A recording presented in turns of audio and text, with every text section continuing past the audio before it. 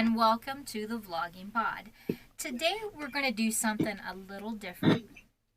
Typically for me, this podcast is about the authors.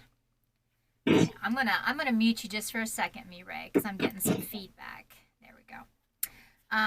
Typically for me, this podcast is about the authors. Yes, they write and we talk about their books.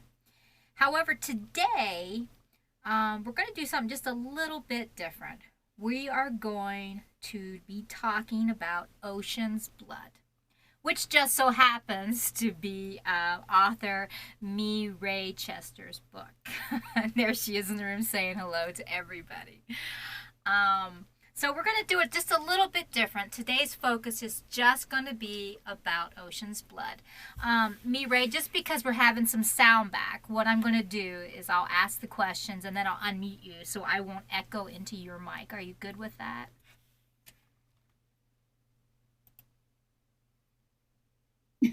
Yeah, that sounds good.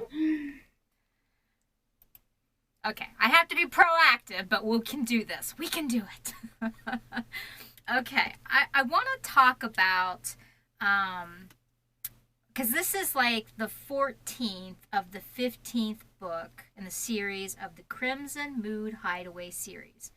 And what I'm the most curious about is the title work. I mean, what kind of board did you do to fabricate and orchestrate the titling of not just this book, but along in the series? Well, basically, this whole series, there's multiple authors that write in it. So I have 3 of the books so far. And when it came to titles, the publisher chose the name of the series, and then we get to pick a 2 or 3 word title for whatever fits our book. Now that's really cool. So you have 3 of the current 14 books. Can you tell us which ones those are? Okay, so my first one was The Winning Paradise. The second one is Feathers of Fire. And then this third one is Ocean's Blood.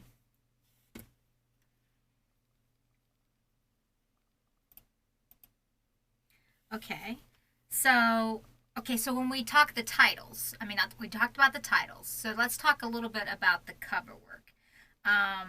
So as you move beyond the title, you speak about the covers. In your eyes, what exactly are we seeing on this particular cover on Ocean's Blood?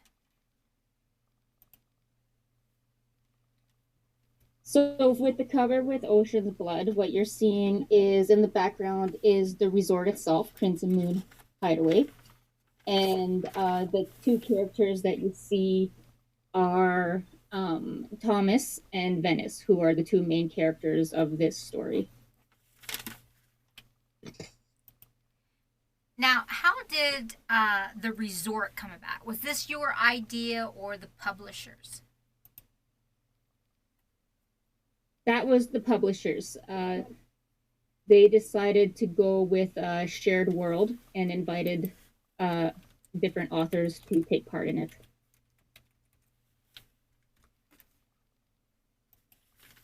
Cool. This multitasking is taking a little bit more time, but I think we're doing better with the speaker this time. Let's see. Okay, so when I was reading a little bit about the bio of the book, I was reading about Thomas, and he has about 500 years worth of questions. Can you elaborate maybe on a few of those questions for us? Okay, so Thomas was turned into a vampire 500 years ago, or 540 some years ago is what he says, because he can't remember exactly. But he's not your typical vampire. He doesn't need as much blood as a regular vampire. He can daywalk. A lot of the vampires in his nest can erase memories. He can't do that. So And also, he is drawn to the ocean. He always has to be beside the ocean, and he doesn't know why. So that's kind of his whole predicament. Hmm. Okay, so who is Venice exactly? Banished from a pond.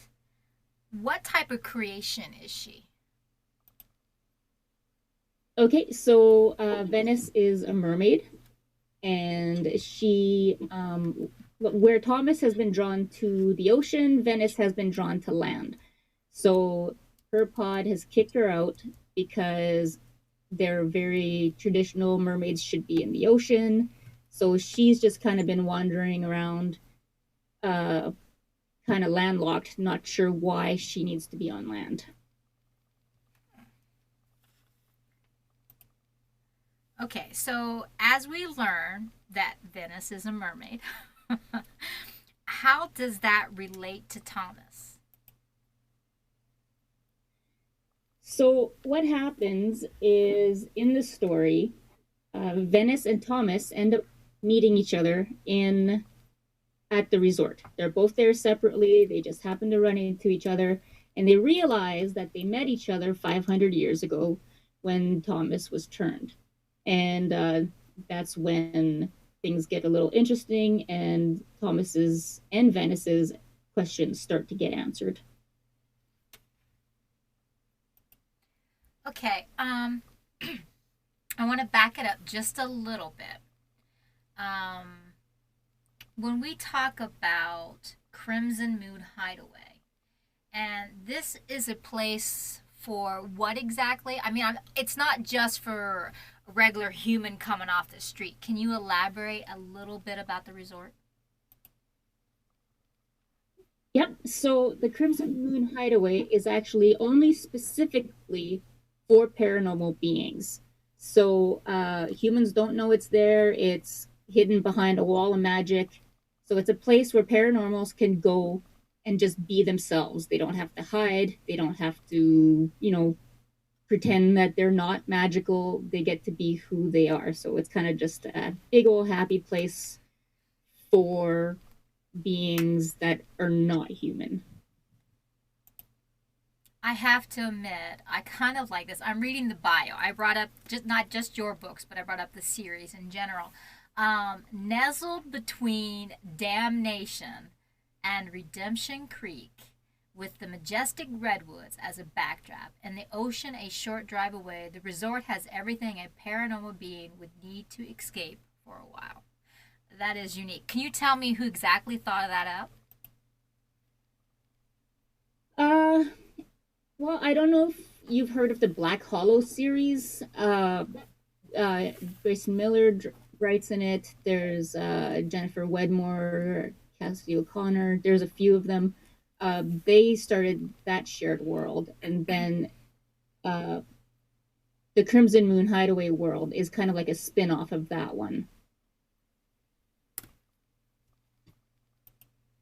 Oh, that's kind of a unique. So, how many again? How many authors are in this series again? I'm not sure if you told me that. Uh, I believe there's 12 of us right now. I I think I might be wrong. Okay. Okay. So I was going to ask about a resort and how a vampire found himself at a resort, but you kind of answered that when you were saying that Thomas, in his, I think you called it a hive or his, is it hive or what did you call their nest?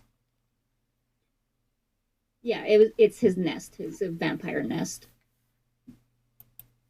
Okay, so I take it that Thomas isn't the oldest in his nest. No, he is the third oldest. He was found by two other older vampires, Mark and Michelle, and then they have three also younger vampires that they've rescued. They're kind of just a ragtag bunch that made themselves a family. Okay. So, if you could generalize, can you tell us more about his clan? I mean, kind of like the hierarchy of it. Um, really, I don't think they really have one. They're just a family. Mark and Michelle are the oldest. They um kind of just took everybody in. I guess they'd be kind of like the parents, and then the other four kind of see themselves a little bit as like the kids. But there's not really any like big major structure to it. Okay, so in your three books, do any of them correlate together? I mean, do they mention each other, the three in the series, out of the 15 of the books that are created? Yeah, so you actually get to meet Venice in Winning Paradise, which is the first book that I wrote in it. And you get to meet Thomas in Feathers of Fire, which is the second book that I wrote in there. And then when I was writing them into their stories, the first and second book, both the characters just kind of stuck out to me. And then the idea for Ocean's Blood popped into my head, and that's how they ended up together. So now, working with several authors, are can you work off of their work into yours? Can you mention their characters in your series and they yours? Yeah, so we have some rules, like the with a layout of the resort and everything, and we have characters that are kind of always at the resort. They work there, and so we're allowed to interact with those. And if we're fall in love with another character from someone else's book and would like to bring them into the story, then we just get permission from that author, and we can't, completely um, affect how their life turns out because obviously it's not your character. But no, they can definitely be in the story if you get permission from the other authors. Okay, so that that makes a whole lot more questions for me.